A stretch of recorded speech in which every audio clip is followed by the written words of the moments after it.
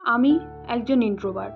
প্রত্যেকবার বন্ধুরা ঘুরতে যাওয়ার প্ল্যান করলেই আমি শুধু অজুহাত খুঁজতাম কিভাবে প্ল্যানটা ক্যান্সেল করা যায়। এইবার পুজোর সপ্তমীর সন্ধ্যায় বন্ধুরা বেরোনোর প্ল্যান করে, আর প্রত্যেকবারের মতো এইবারও আমি অজুহাত খুঁজছিলাম, কিন্তু অবশেষে এইবার আর নিজেকে অজুহাত দিতে পারলাম না।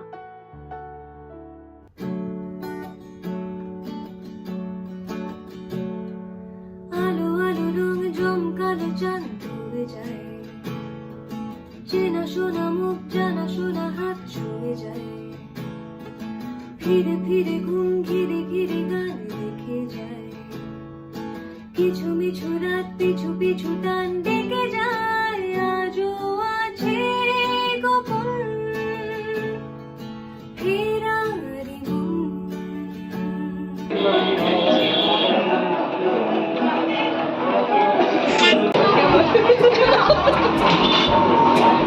অনেকে দাঁড়াই পর না, তোকে আর চেয়ার দিবে না।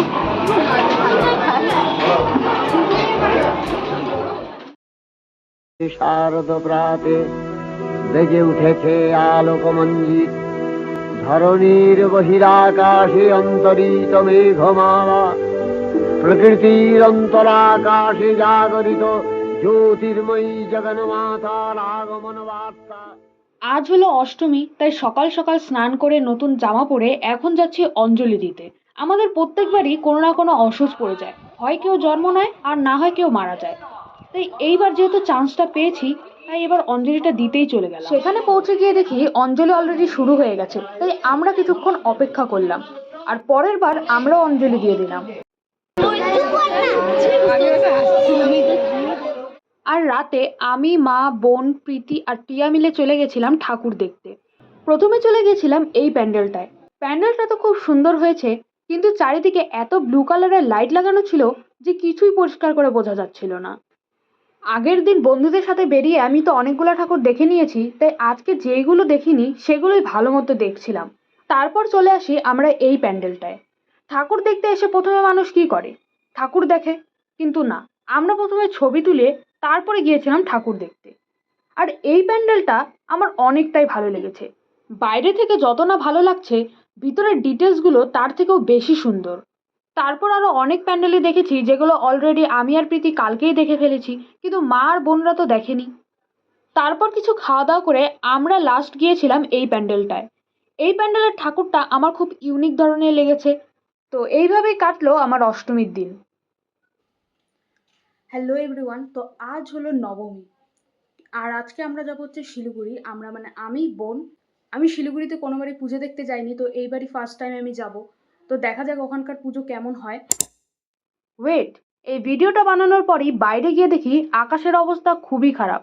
চারিদিকে কালো মেঘে ভরে গেছে, আর হালকা হালকা হাওয়াও শুরু হয়ে গেছে। আর কিছুক্ষণ পর তো বৃষ্টিও শুরু হয়ে গেছিল।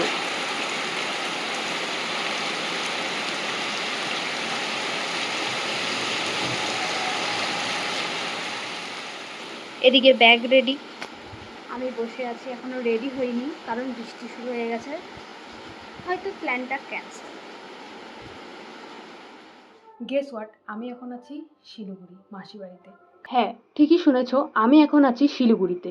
কালকে এই বৃষ্টির কারণে তো আসা হয়নি, তাই আজকে মানে দশমীর দিন সকাল সকাল আমি আর বোন বেরিয়ে পড়েছি শিলিগুড়ির উদ্দেশ্যে।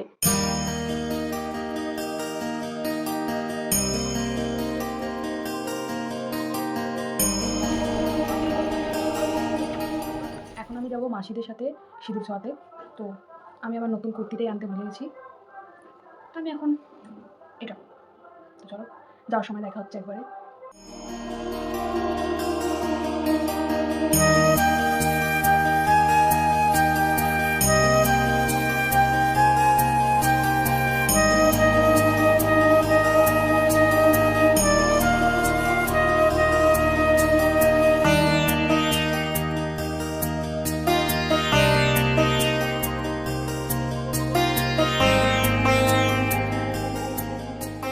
আর রাতে সবাই মিলে গিয়েছিলাম ঠাকুর দেখতে।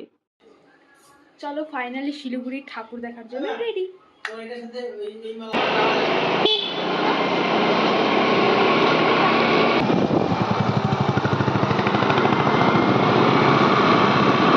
প্রথমে চলে আসি আমরা এই প্যান্ডেলটা দেখতে। এই প্যান্ডেলের ভেতরে সবটাই সুন্দর কাগজ দিয়ে করা হয়েছে, আর স্টারি নাইটটাও কাগজ দিয়ে করা। আমার তো বিশ্বাসই হচ্ছিল না। আর এই ছিল এই প্যান্ডেলের ঠাকুর। এতক্ষণ পর্যন্ত সব ঠিক ছিল, আর যখন আমি ক্যামেরা প্যান করে ভিডিওটা করছিলাম তখনই আমার চোখে পড়ে এইটা। মানে এইটা কি ভাই? এই প্যান্ডেলটা থেকে বেরিয়েই দেখি হালকা হালকা বৃষ্টি শুরু হয়ে গেছে। তাও আমরা স্কুটি করে এগিয়ে গেলাম, আর আধা রাস্তায় প্রচণ্ড বৃষ্টি শুরু হয়ে যায়।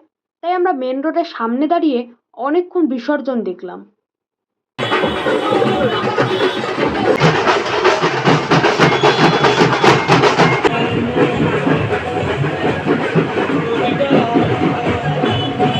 আর বৃষ্টি কমতেই আমরা বেরিয়ে পড়ি ঠাকুর দেখার জন্য।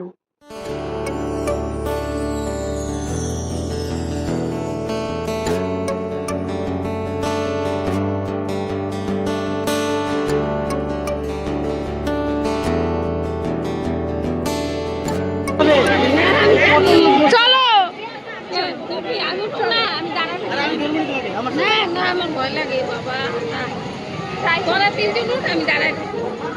দুজন দুজন করে বসতে লাগে, তো তো তিনজনে কি করে হবে?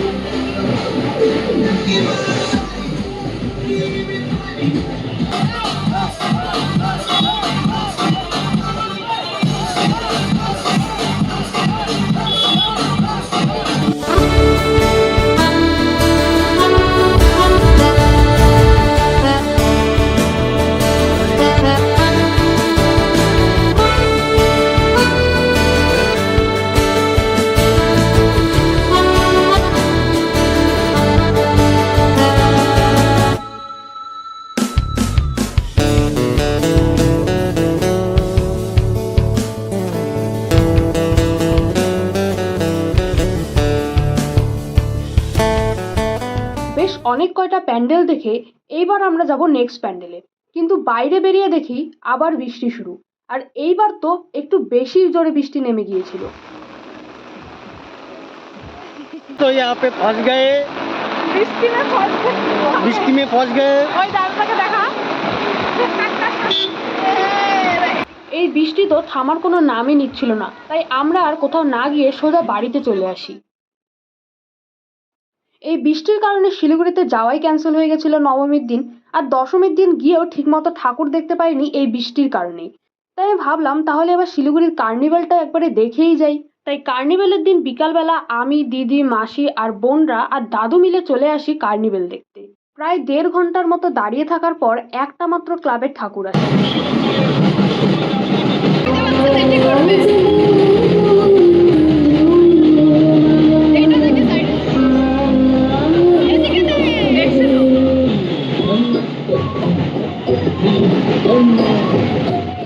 এতক্ষণ দাঁড়িয়ে থাকার জন্য আমার কোমরে পুরো ব্যথা শুরু হয়ে যায়, তাই আমি এই বাসের উপরেই বসে পড়েছিলাম। আর আরেকটা ক্লাবের ঠাকুর আসতে আসতে সামনের দিক দিয়ে এত ভিড় হয়ে যায় যে পরেরটা আমি কিছু দেখতেই পারিনি।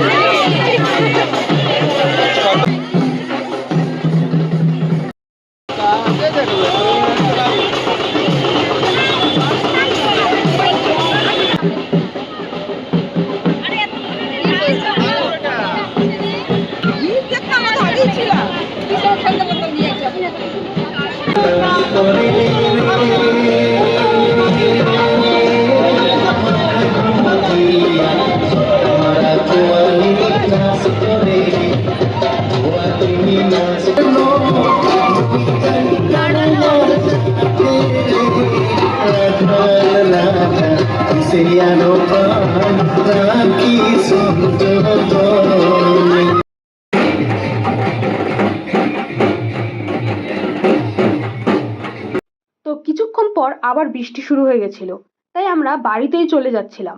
2 ঘন্টা এক জায়গায় দাঁড়িয়ে অপেক্ষা করার পরও ভালো মতো দেখতে পাইনি, তবে বাড়িতেই চলে যাচ্ছিলাম তখনই দেখি সেই রাস্তা দিয়েই আরো ক্লাবের ঠাকুর নিয়ে যাচ্ছে। তো আমরা ভাবলাম বৃষ্টিতে ভিজে একটু না হয় দেখাই যাক।